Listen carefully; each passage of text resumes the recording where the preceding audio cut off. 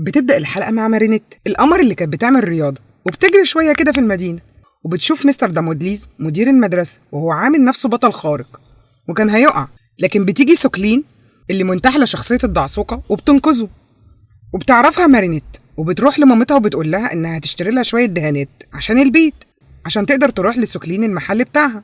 وبتروح فعلا لسوكلين لأنها صاحبتها من المدرسة، وبتحاول تفتح معاها كلام عشان تقول لها ما تحاولش تبقى الدعسوقة لأن ما عندهاش قوة خارقة وكده هتعرض نفسها للخطر. وبتلاقيها بتستخدم خاتم ألاينس وبتعرض عليها تجربه. ولما مارينيت بتشوف أدريان هو المتحدث في خاتم ألاينس بتعجب جدا بالخاتم، وبتشوف السيد دامودليز وبتحاول تواجههم لكن ما بتقدرش عشان ما تكشفش شخصيتها. وبتقول لهم يا ريت محدش يحاول يبقى بطل خارق لأنكم ما عندكوش قوة خارقة، ولو كل واحد حاول يبقى بطل خارق هيعرض نفسه للخطر، وكده الدعسوقة هتواجه الشر وهتحاول تنقذ الناس اللي عايزة تبقى أبطال خارقين، وده مش صح.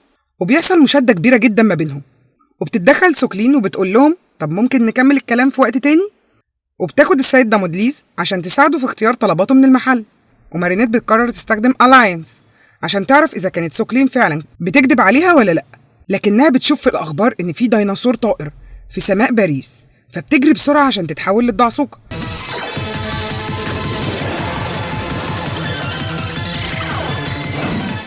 عشان تنقذ باريس.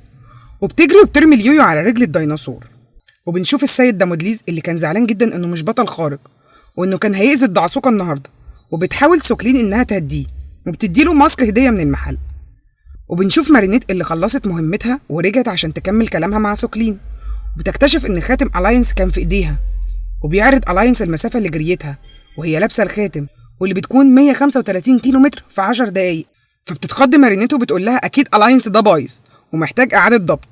فبتقول لها سوكلين اكيد في حاجة غلط، وبتاخده وبتعمل له فعلا اعادة ضبط وبتسيبها وبتمشي.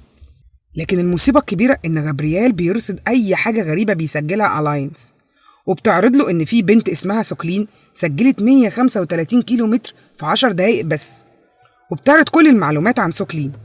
ولما بيشوف اخر ظهور للدعسوقة بيلاقيها انها ظهرت في نفس الوقت، فبيتأكد انها الدعسوقة، فبيتحول لمونارك وبيدور على حد غاضب يقدر يسيطر عليه. وبيشوف السيد دامودليز وبيسحب كالك وبيحوله لأكوما شريرة وبيبعتها للسيد دامودليز وبيحوله لدارك أور وبينقله قوة ديزي عن طريق الخاتم اللي هي قوة الابتهاج، وبيأمره يجيب ميراكلس الدعسوقة والقط الأسود. وبيروح لسوكلين اللي فاكرها الدعسوقة وبتشوفه مارينيت وبتجري عشان تتحول للدعسوقة.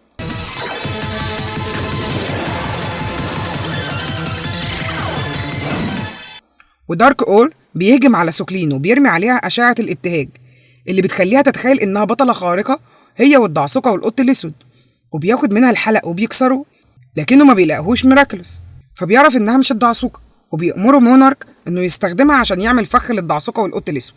وبتوصل الدعسوقة فعلا وبتلاقي دارك أور خد سوكلين ومشي.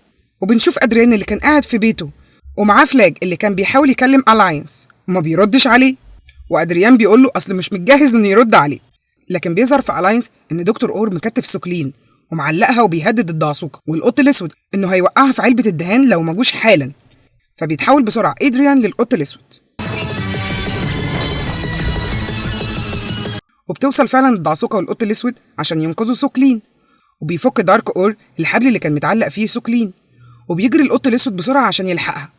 وبتستخدم الدعسوقة تعويذة الحظ وبتنزل لها منبه، وبينقذ القط الأسود فعلا سوكلين، لكن دارك أور بيرمي عليه أشعة الابتهاج. والدعسوقة بتجري عشان تنقذه، فبتيجي عليهم هما الاتنين. فبتتخيل الدعسوقة إنها رمت المنبه على دارك أور وكسرت القناع، وبتخرج منه الأكومة وبتزيل منها الشر. لكنها بتدور على الميراكلوس لكن ما بتلاقيهوش، وبتلاقي كارت عليه عنوان مونارك، وبيروحوا فعلا وبيقضوا على مونارك وبياخدوا منه الميراكلوس، وبتحتفظ بيه الدعسوقة معاها. والناس كلها بتهتف باسم الدعسوقة والقط الأسود، وبينتهي الشر من كل مكان، وبيخرجوا سوا وبيروحوا السينما، وبتعترف له الدعسوقة إنها بتحبه.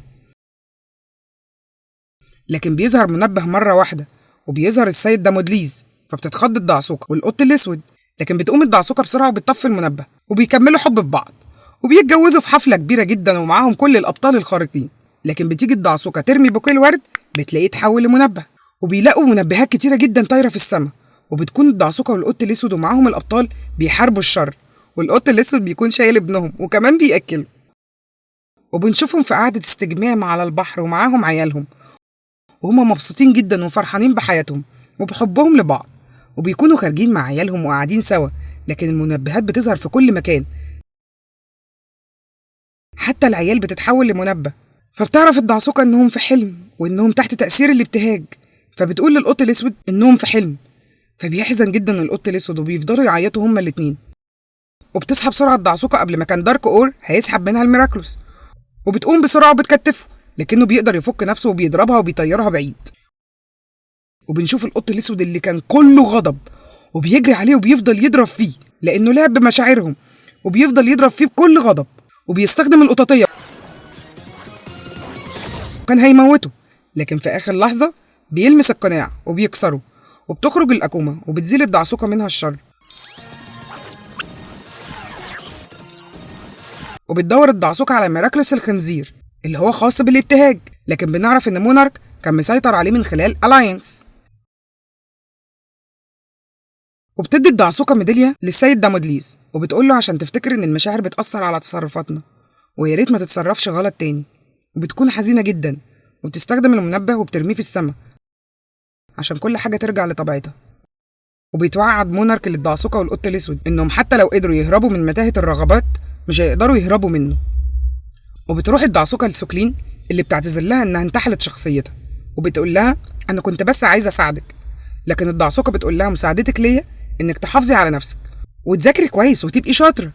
وبترجع مارينيت لمامتها وبتديها الدهانات اللي اشتريتها من سوكلين، ومامتها بتكون فرحانة بيها جدا وبتحضر لها هدية وبتديها لها اللي بتكون ألاينس. وبترفض مارينيت الخاتم وبتقول لها إنها لأ مش محتاجاه، لكن ممكن يساعدك أنت يا ماما أكتر مني، وبتشكرها جدا على الهدية وبتسيبها وبتمشي.